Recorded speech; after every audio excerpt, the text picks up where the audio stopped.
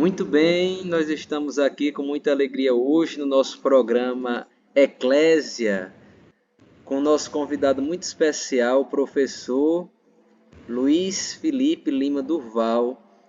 Luiz Felipe, boa noite. Boa noite, João. É uma satisfação estar aqui reunido com você e com os colegas aí para compartilhar os conhecimentos.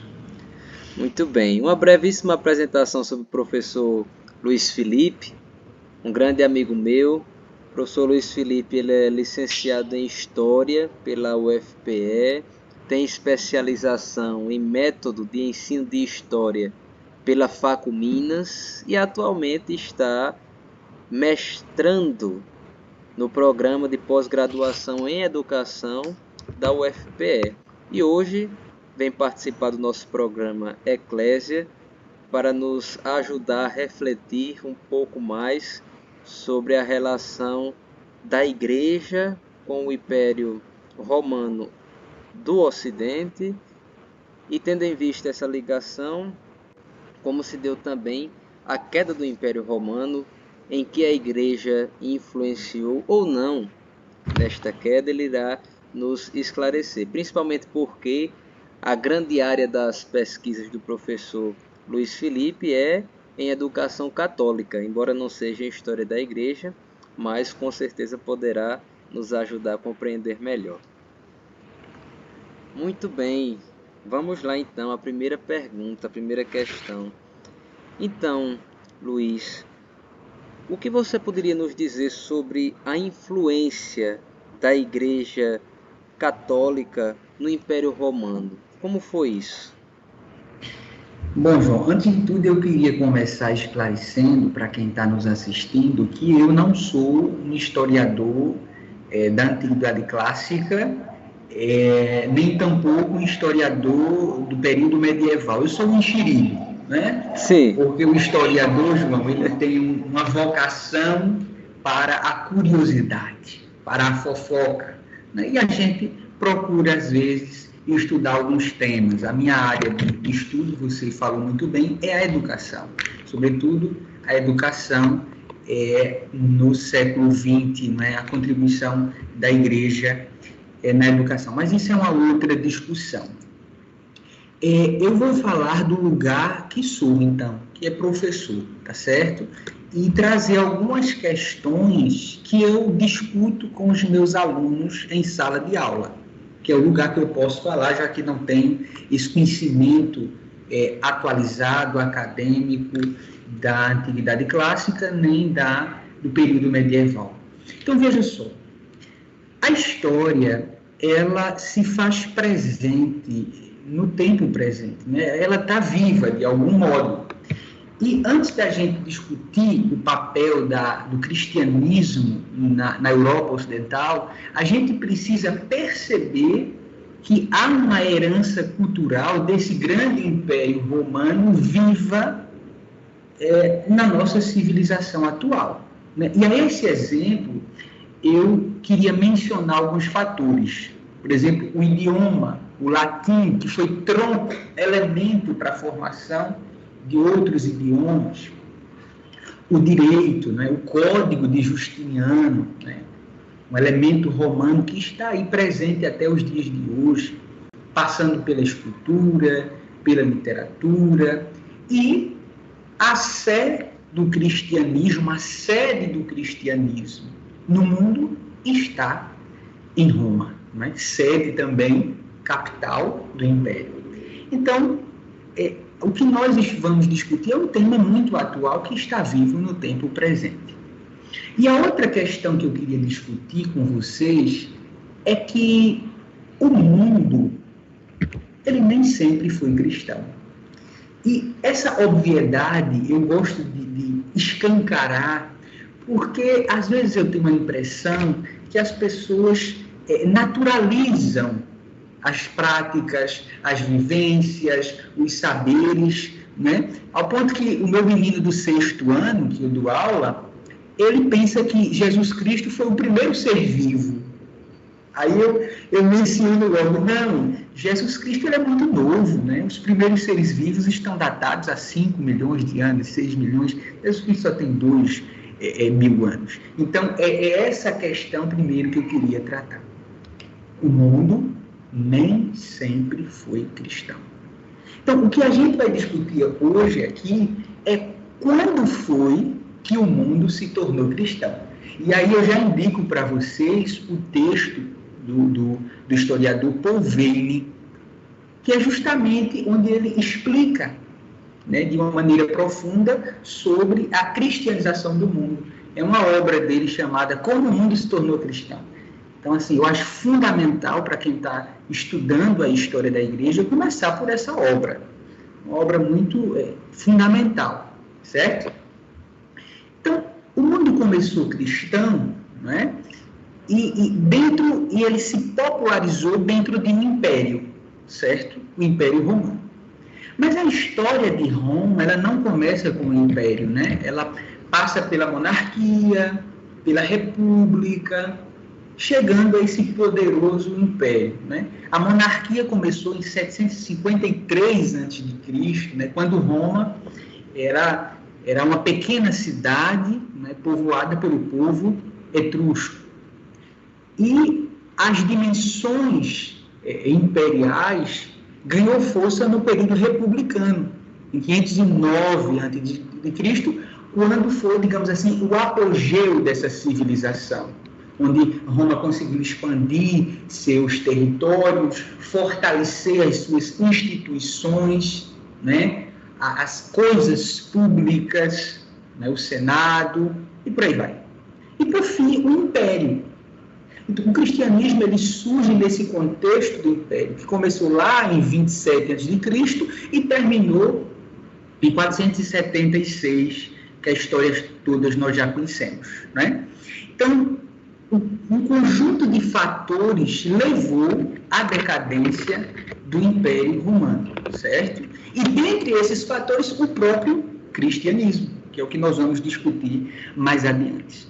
O que a gente precisa considerar é que esse império, a gente não está falando de um reino, de uma coisa qualquer, a gente está falando de uma estrutura gigantesca, né? que ocupou ali o norte da África, a Europa, o Oriente Médio, toda aquela região do mar Mediterrâneo pertenceu ao Império Romano, né?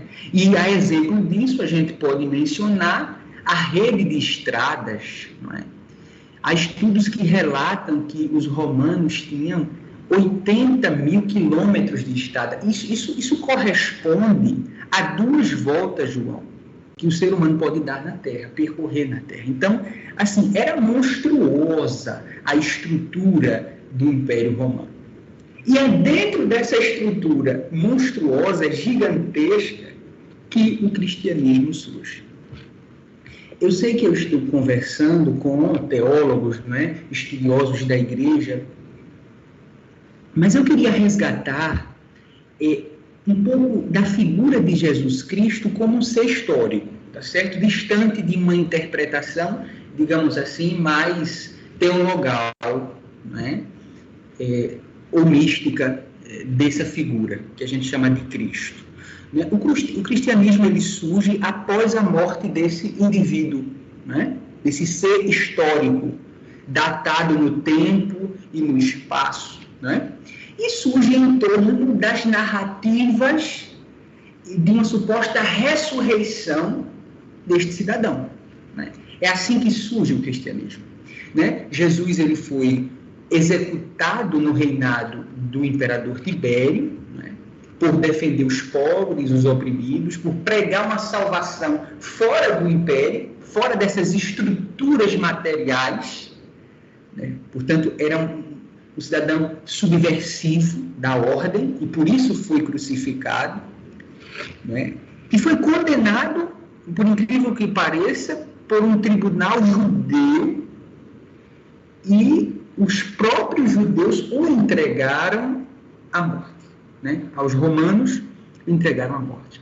A vida desse cidadão, historicamente, a gente vai encontrar em documentos, né? Os evangelhos, esses documentos a gente encontra a biografia de Jesus, mas o testemunho flaviano, né, que é de um historiador da igreja, um dos primeiros, o Flávio Joséfo, certo? Então, é aí que a gente vai encontrar esse camarada.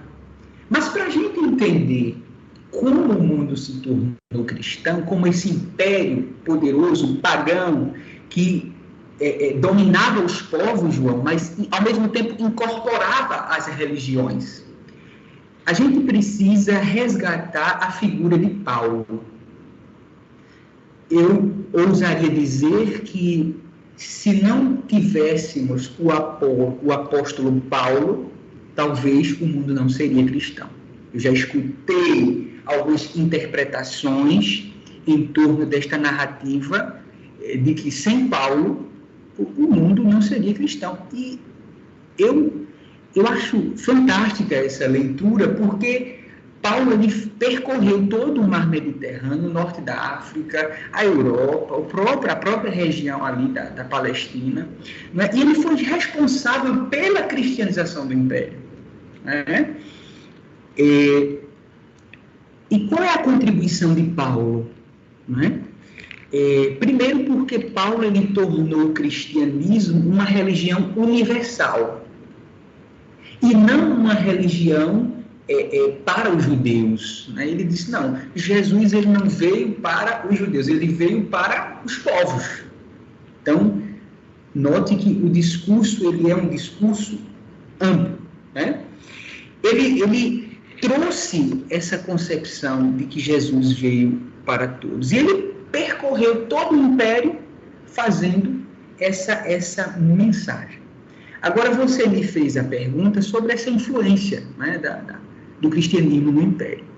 E eu queria, para falar dessa influência, já adiantar o que é que eu acho que o cristianismo contribuiu. Eu acredito que o cristianismo ele contribuiu para a regeneração moral do Império Romano.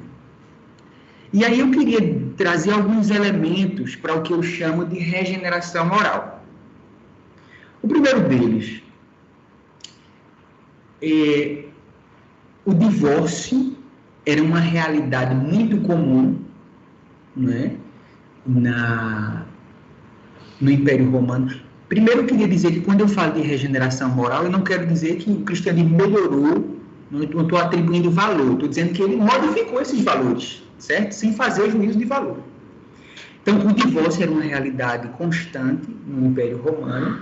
A prostituição, né, estima-se que no governo de Trajano, haviam 32 mil mulheres em situações de venda de corpo, de prostituição mesmo.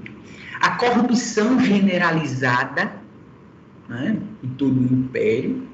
A homossexualidade como moda, né, havia essa dimensão. Mas, sobretudo, acho que a grande chave para a gente compreender a influência do cristianismo foi a ressignificação da questão da violência. Né? O Império Romano era muito violento. E não só era violento, como havia um gosto profundo pela crueldade. E a esse exemplo a gente pode mencionar os jogos e os espetáculos romanos, que eram verdadeiros show de horrores, né? Eram realmente espetáculos sanguinários, onde gladiadores se martirizavam, né? até a última gota de sangue, né? E as pessoas gozavam dessa situação de desgraça, né? Então, é aquela famosa política do pão e do circo, né? Mas, sobretudo, é esse divertimento em ver esses combates, né, promovidos nas arenas pelos homens, em geral escravizados ou sentenciados, onde eles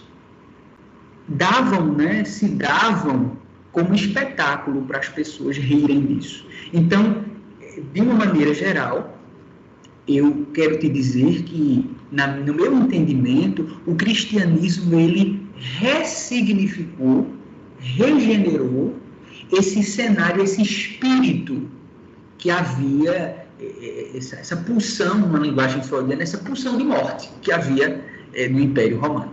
Tá bem? Então, essa é um pouco da minha leitura.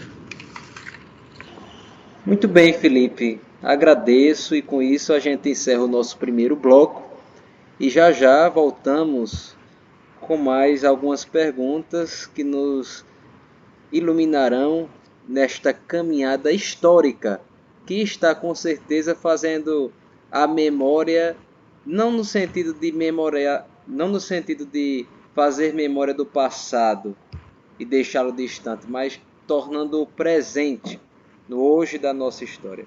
Então, até breve. Estamos de volta com o segundo bloco do nosso programa Eclésia. Hoje, com o professor Luiz Felipe, falando um pouco de história da igreja. Logo no primeiro bloco, o professor Luiz Felipe nos esclareceu bastante sobre a influência da Igreja Católica, do cristianismo recém-nascido, dessa figura histórica de Cristo, Jesus, na dimensão sociopolítica, mais estreitamente, dentro da perspectiva do Império Romano que ali estava. E agora, Luiz, eu gostaria de lhe perguntar como se deu propriamente essa decadência do Império Romano? Quais foram as causas que levaram à queda desta gigantesca obra que foi o Império Romano, que na realidade a gente poderia dizer que foi uma obra monumental, porque dominou quase todo o mundo com a sua estrutura. Exatamente, João.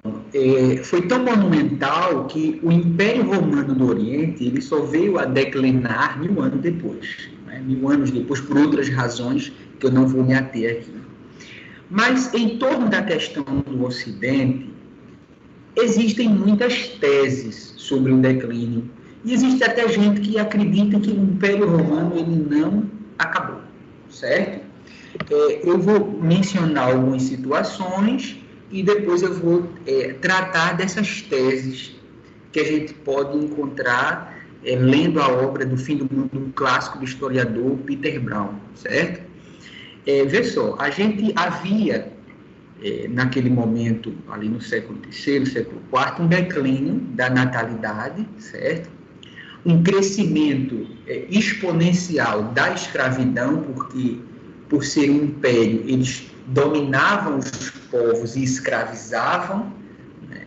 A escravidão, naquela época, não era uma escravidão pela cor da pele, mas era uma escravidão por guerra, então eles tornavam esses povos escravos. Então, à medida em que o Império Romano ele tinha mais gente escrava do que propriamente colonos, digamos assim. A exclusão das massas na estrutura do Império também. Alguns historiadores mencionam uma crise econômica, né? Os romanos voltaram até a fazer comércio através de circulação, né, de trocas in natura, como a gente chama na história, e essa questão das invasões bárbaras. Então, essas são algum panorama geral. Agora, existem 3 teorias que a gente trabalha, né, 3 correntes historiográficas que tentam explicar esse fim desse Império Romano do Ocidente. A primeira delas é a teoria da morte natural. Ou seja, é aquela perspectiva, João, que o Império Romano do Ocidente ele cresceu tanto que ele sucumbiu. Né? Então, a gente sabe que em 476 depois de Cristo, Odoacro, né, que era um representante do povo ostrogodo, depois, o último dos romanos ocidentais, que foi Rômulo Augusto. Né? E, para essa corrente, essa deposição, ela foi a concretização de um destino inevitável do Império Romano, de crescer tanto que acabou. Então, para esta corrente historiográfica, uma crise interna provocou, né, essa vulnerabilidade das defesas do Império. Então, essa é a primeira, digamos assim, a primeira tese para o fim do Império Romano do Ocidente. A segunda tese é a das famosas invasões bárbaras, ou da barbarização do Império. O que é um bárbaro? Bárbaros são aqueles povos que não falam a língua latina, os visigodos, os ostrogodos, etc., e por aí vai. Né? Então, essa narrativa, essa perspectiva, é uma explicação militar. Né? Os historiadores, eles que defendem essa teoria, eles acreditam, eles chamam esse conceito de efeito dominó. Né? Os hunos invadiram o Ocidente, o povo ostrogodo, invadido pelos hunos, invadiram os romanos. Né? Essa teoria do efeito dominó, do efeito cadeia. Né? Qual é o problema? É que essas invasões não é um episódio somente do século III e do século IV. Né? A história antiga é uma história de incursões, né? É uma história de guerras. Então, cabe a gente questionar o porquê que Roma não conseguiu conter, fortalecer suas legiões e conter fortalecer as suas muralhas, as suas fronteiras. Né? Aí a pergunta que se coloca é: não se trataria de um problema interno do Império e não externo? Essa é uma provocação que eu acho que a gente deve fazer. E a terceira teoria, né, que me parece uma teoria mais substancial, né, mais embasada, que é a teoria da antiguidade tardia, certo? Que desconstrói essa noção de ruptura. À medida em que entende que houve, na verdade, um elo entre o mundo clássico e a alta Idade Média, o período medieval, como que, né? À medida em que muitos elementos desta antiguidade tardia, né, deste final, dessa decadência, permanecem no período medieval. Né? Basta a gente citar o colonato, as próprias incursões bárbaras. O que é o período medieval, se não um período de guerras, né, de instabilidade militar? E a presença e o fortalecimento do próprio cristianismo, que se expande nesse final do Império Romano do Ocidente e se fortalece no período medieval com estruturas gigantescas, né? Que se institucionaliza, essa é a palavra, acho que mais adequada. Então, essas são, digamos assim, as três teorias. O que a gente deve observar para a gente relacionar com o cristianismo? Esse declínio econômico e cultural de Roma, ele é acompanhado de um movimento inversamente proporcional de ascensão do cristianismo. É o Império Romano decaindo e o cristianismo ascendendo. Então, essa é a primeira observação que a gente tem que estar atento. Depois que, nesse momento de crise interna, o Império ele esteve influenciado por muitas ideias orientais, dos povos orientais. Por exemplo, a ideia do despotismo, a ideia de pensar a vida após a morte, um espírito, um sentimento de fatalismo, de pessimismo. Né? Então, os povos deste império, eles apresentavam um desinteresse pelas questões terrenas e um interesse profundo em estudar vidas futuras, né? Pós-morte. Né? Mais tarde a gente vai ver em Santo Agostinho, a cidade de Deus, a cidade dos homens, ou seja, o interesse, a procura, digamos assim, uma realidade outra, que no cristianismo pode ser chamada de sagrado, de paraíso, o que quer que seja. Né? Então, o cristianismo, neste momento, ele ascende como um movimento, como uma seita, certo? Que representa uma subversão ao status quo, uma subversão à ordem. E eu vou dar alguns elementos. O primeiro deles, a negação dos cristãos em se alistar no exército romano. Os cristãos se negavam a participar das incursões romanas, da resistência romana. A negação dos cristãos à religião cívica, que era o paganismo, a religião oficial do Império. A negação dos cristãos e oferecer os sacrifícios. Então, os cristãos passaram a ser mal vistos. E foi atribuído a eles esse nefasto fim do Império, não é? Então, por isso que mais tarde veio as perseguições de Nero e companhia, certo? Então, este, digamos assim, é um panorama geral da decadência do Império Romano e da emergência do cristianismo. Muito bem, Luiz. Mas para encerrarmos o nosso programa, nós temos aqui a pergunta e a participação de alguém muito especial. O nosso professor, o padre João Paulo, que nos ensina a matéria, a cadeira de História da Igreja, quer saber de você. O que é que você acha que a história da Igreja contribui na formação sacerdotal? O que ela pode nos ajudar enquanto pessoas que almejam, que querem chegar ao sacerdócio e que por este mesmo motivo, se chegarmos lá um dia, nós, digamos assim, nos abraçaremos com toda essa história da Igreja de mais de 2000 anos e que tem seus pontos negativos e seus pontos positivos. O que você, em sua visão histórica, em sua visão crítica, também como uma pessoa leiga, participante da nossa igreja, que também já foi seminarista em nossa diocese, o que é que você acha desta perspectiva que o padre João Paulo nos apresenta? É uma provocação muito forte, né? Já que você trouxe esse elemento pessoal para a nossa conversa, né, eu queria também fazer uma provocação a vocês que estão neste caminho de discernimento, né, com certeza orientados aí pelo professor João. Ele não é o Papa não, né? Não é o terceiro não. Tá quase, tá chegando. Tá chegando. Tá caminhando. Já conhece os cardeais de Roma, prefeito de Castelo para lá, para cá, tá no caminho. Tá bem encaminhado, né? Então, à luz dessa sua provocação, eu queria fazer uma outra provocação. Né? É uma estratégia de quando a gente não sabe responder, a gente faz outra pergunta. Por favor. Né?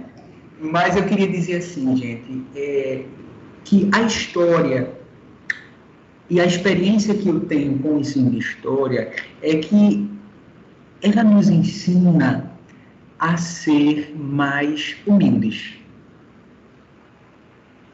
E por que eu estou chamando a atenção para isso? É para a gente perceber que antes de nós, outros já fizeram. Né? Antes de nós, já existia o cristianismo. Né? E o que a gente faz é somente dar uma pequena contribuição a essa realidade que já nos é posta. Né? Então, a história nos diz assim, baixa a tua bola. Né? Vê quem foram os teus antepassados, vê o que eles fizeram, observa o que foi o cristianismo primitivo. Né? Porque hoje a gente vive uma perversidade, uma perversão do sentido original do cristianismo. Portanto, estudar a história, além de fazer com que a gente entenda por que nós somos assim e não diferentes, faz com que a gente reconheça que outros vieram. Então, é fundamental para a formação, digamos assim, de um sacerdote que tenha não somente o conhecimento, mas que conheça com profundidade a sua história, né? A história de sua igreja, a história do cristianismo, para poder se alimentar dessa herança, desse legado e transmitir, né? E dar sua contribuição para o presente e também para as gerações futuras. Muito bem, Felipe. Muito obrigado pela sua participação neste nosso primeiro episódio do programa Eclésia. Esperamos contar contigo também outros dias, em outros seminários, apresentações que porventura nós viermos a fazer. Um forte abraço, viu? E que Deus te abençoe na tua caminhada, no teu mestrado e rumo ao doutorado. Até logo, viu, meu amigo? Fico feliz, Um abraço. obrigado. Satisfação por estar aqui com vocês. Até logo.